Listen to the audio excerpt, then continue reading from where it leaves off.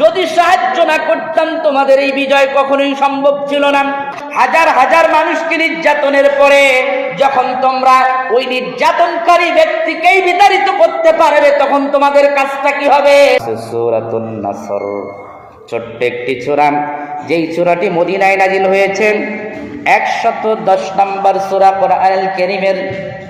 এই সূরার ভিতরে আয়াত আছে মাত্র 3টা।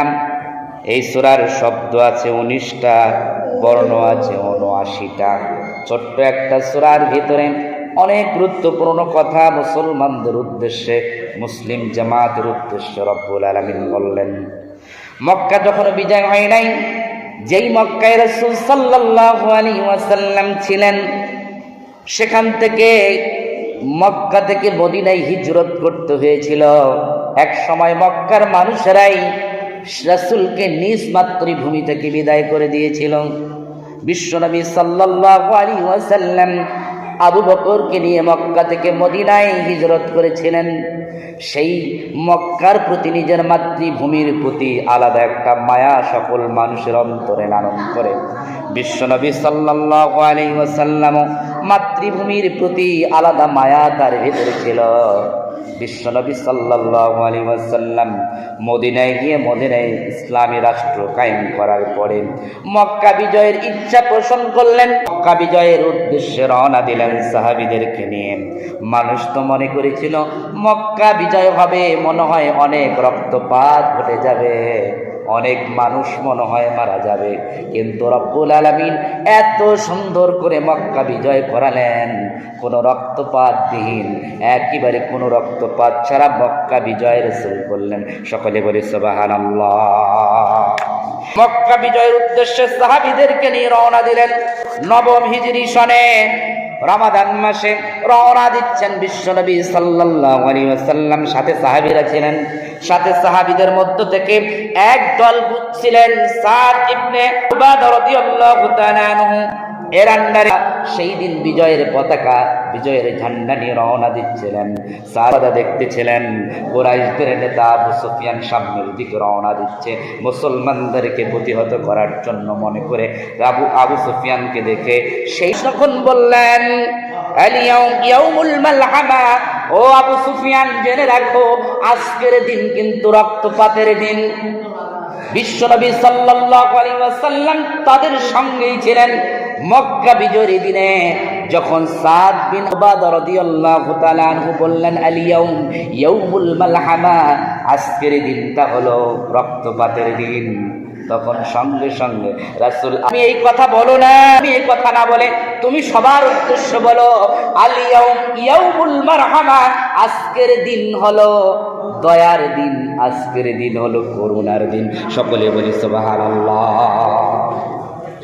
বিশ্বনবী সাল্লাল্লাহু আলাইহি ওয়াসাল্লাম সকলের উদ্দেশ্য করে এত সুন্দর বাণী দিয়ে দিলেন যে আজকে কোনো রক্তপাত হবে না।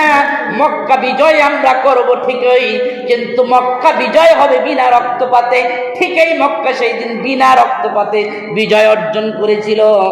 আল্লাহ রাসূল সবাইকে মাফ করে দিলেন, কয়েকজনকে মাফ করে দেন নাই। ও প্রসঙ্গে আমি কথা বলবো না। আল্লাহ পাক রব্বুল আলামিন বললেন, ও পৃথিবীর মানুষেরা, আমি তো তোমাদেরকে মক্কা বিজয় করে দিলাম।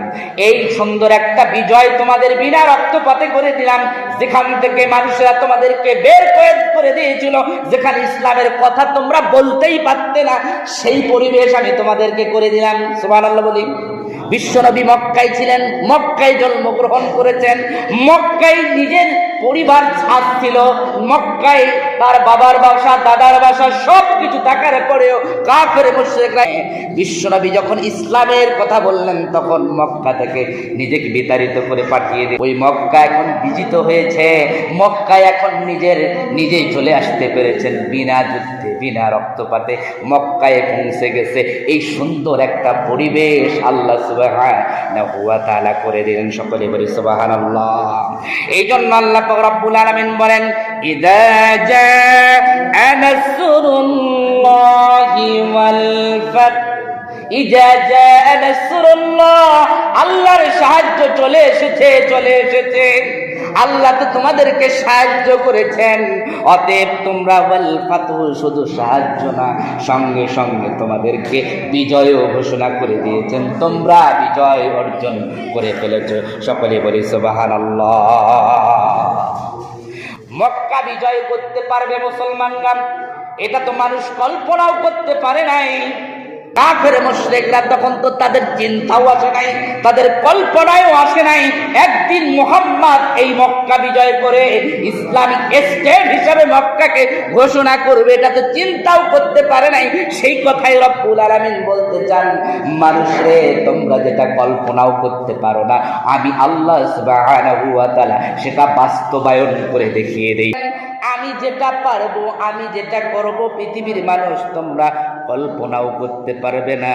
এই জন্য আল্লাহ পাক বললেন, ইজা জাআ নাসরুল্লাহ, আল্লাহর সাহায্য যেদিন আসবে, যেদিন বিজয় ঘোষণা করবেন, মানে আল্লাহ বিজয় ঘোষণা করেছেন, অতএব আল্লাহর সাহায্য চলে এসেছে, অতএব আল ফাতহু তোমাদের বিজয়ও চলে এসেছে। আল্লাহ সাহায্য করেছেন, অতএব তোমরা বিজয় অর্জন করে ফেলেছো।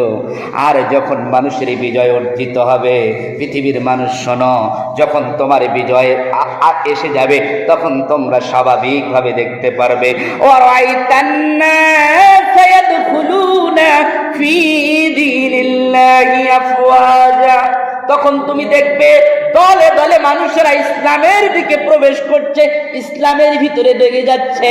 তখন মানুষদেরকে তুমি দেখতে পাবে সবাই ইসলামমুখী হয়ে গেছে, আল্লাহর দ্বীনের মধ্যে সবাই ঢুকে গেছে, সবাই আল্লাহর দ্বীনে প্রবেশ করতে চায়। যখন মক্কা যখন বিজিত হলো মুসলমানদের আন্ডারে, তখন ইয়েমেন থেকে মানুষেরা আসে, বিভিন্ন দেশ থেকে মানুষের প্রতিনিধিরা আসে ইসলাম গ্রহণ করার জন্য। তার মানে বোঝা গেল যখন বিজয় হয়ে গেছে, সঙ্গে সঙ্গে মানুষরা দলে দলে ইসলাম গ্রহণ করেছে। সকলে বলি সুবহানাল্লাহ। হাজার হাজার মানুষকে নির্যাতনের পরে যখন তোমরা ওই নির্যাতনকারী ব্যক্তিকেই বিতাড়িত করতে পারবে, তখন তোমাদের কাজটা কি হবে? নির্যাতনকারী ব্যক্তিকেই বিতাড়িত করতে পারবে, তখন তোমাদের কাজটা কি হবে? রব্বুল আলামিন এই সূরার ভিতরে জানিয়ে দিলেন, যখন কোন জনগোষ্ঠী কোন কাজে বিজয় অর্জন করবে, তখন তাকে কয়েকটি কাজ করা লাগবে। ফাসাব্বিহ বিহামদি রাব্বিকা ওয়াস্তাগফিরহু ইন্নাহু কানা তাওয়াবা। রব্বুল আলামিন বলতে চাচ্ছেন, পৃথিবীর মানুষ এত কষ্ট করে নিজের বিজয় তোমরা অর্জন করেছো, মনে করতেছো আমরা অনেক কষ্ট করেছি, কিন্তু আমি আল্লাহ সুবহানাহু। যখন কোন জনগোষ্ঠী কোন কাজে বিজয় অর্জন করবে, তখন তাকে কয়েকটি কাজ করা লাগবে। ফাসাব্বিহ বিহামদি রাব্বিকা ওয়াস্তাগফিরহু ইন্নাহু কানা তাওয়াবা। রব্বুল আলামিন বলতে চাচ্ছেন, পৃথিবীর মানুষ এত কষ্ট করে নিজের বিজয় তোমরা অর্জন করেছো, মনে করতেছো আমরা অনেক কষ্ট করেছি, কিন্তু 1971 সালে বাংলাদেশ স্বাধীন হয়েছে। এই স্বাধীনতা অর্জনের সময় যারা মুক্তিযুদ্ধ দেখেছেন, নিরস্ত্র বাঙালি ছিলেন, কোনো অস্ত্র ছিল না, কোনো অস্ত্র ছাড়াই অস্ত্রধারী পাকিস্তান বাহিনীর উপর আপনারা ঝাঁপিয়ে পড়েছেন। এই দেশের মুসলমান হিন্দু খ্রিস্টান সকল ধর্মের মানুষেরা এক কথায় সকল বাংলাদেশি মানুষ যারা ছিলেন, সকলেই সেদিন ধর্ম বর্ণ নির্বিশেষে পাকিস্তানিদের উপর ঝাঁপিয়ে পড়েছিল। তাদের হাতে কোনো অস্ত্র ছিল না, তাদের কোনো ট্রেনিং ছিল না। অস্ত্র ছাড়া, ট্রেনিং ছাড়া পাকিস্তানিদের বিরুদ্ধে বাংলাদেশের মানুষেরা যদি স্বাধীনতা অর্জন করতে পারে, এমনি হয় নাই। আল্লাহ পাক বলতে চান, ইজা জাআ নাসরুল্লাহ, আল্লাহর সাহায্য যখন এসে যায়, তখনই তোমাদের বিজয় হয়। সকলে বলি সুবহানাল্লাহ। যুদ্ধের যারা ইতিহাস বর্ণনা করে মুরব্বীরা, তারা বলে যখন এই পাকিস্তানিরা আসে, তখনই হঠাৎ করে বৃষ্টি চলে আসতো। যারা যুদ্ধের বর্ণনা দেয় যে পাকিস্তানিরা অস্ত্র নিয়ে রওনা দিচ্ছে হামলা করার জন্য, হঠাৎ করে রাত মেঘলা আকাশ চলে আসতো, ঝড় বৃষ্টি শুরু হয়ে যেত। তার মানে কি? তারা যুদ্ধনীতি ভঙ্গ করেছে। ইসলামের কিছু যুদ্ধনীতি আছে, তখন কয়েকটা কাজ করতে পারবা না, কাজের মধ্যে অন্যতম হচ্ছে বৃদ্ধ মানুষগুলোকে মেরে ফেলতে পারবা না, মারতে পারবা না, আঘাত করতে পারবা না। শিশু যারা আছে তাদেরকে আঘাত করতে পারবা না, মারতে পারবা না। গাছপালা ধ্বংস করে দিতে পারবা না।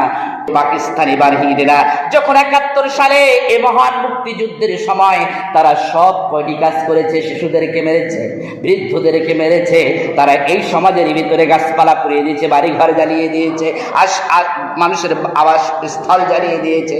ইসলামী যুদ্ধনীতি ভঙ্গ করার কারণে আল্লাহ পাক রব্বুল আলামিন বাংলাদেশের উপরে তখন খাস রহমত আর নুসরাত আর সাহায্য দিয়ে দেওয়ার কারণে বাংলাদেশ মাত্র কোনো অস্ত্র ছাড়াই ৯ মাসের যুদ্ধে স্বাধীনতা অর্জন করেছে। একমাত্র কারণ হলো আল্লাহ সেদিন বাংলাদেশের উপর সাহায্য নাজিল করেছেন। সকলে বলি সুবহানাল্লাহ। ওই সময় যদি সাহায্য আল্লাহর না থাকতো, ওই সময় যদি আল্লাহর সাহায্য না থাকতো, তাহলে এই নিরস্ত বাঙালির পক্ষে এই স্বাধীনতা অর্জন করা আদৌ সম্ভব ছিল না। ঠিক তেমনই ভাবেন 2024 সালে 5 আগস্ট মানুষরা মনেই করে নাই যে আমরা মনে হয় এই সরকার থেকে নিস্তার পাবো, কিন্তু আল্লাহ রাব্বুল আলামিন দেখেন মাত্র ছোট ছোট বালক তরুণ আর যুবকদের মাধ্যমেই সরকারকে উধাও করে দিল।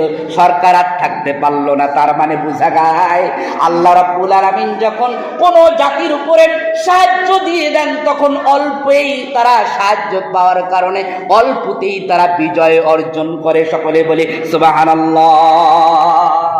কয়েক ঘন্টায় বিজয় অর্জিত হয় শুধুমাত্র আল্লাহর যদি সাহায্য চলে আসে। এই জন্যই আল্লাহ পাক সূরা নাসরের ভিতরে বলেন, ইযা জাআ নাসরুল্লাহ, যখন আল্লাহর সাহায্য এসে গেছে, অতএব বিজয় তোমাদের অবশ্যই চলে আসবে, বিজয় তোমাদের হয়ে যাবে।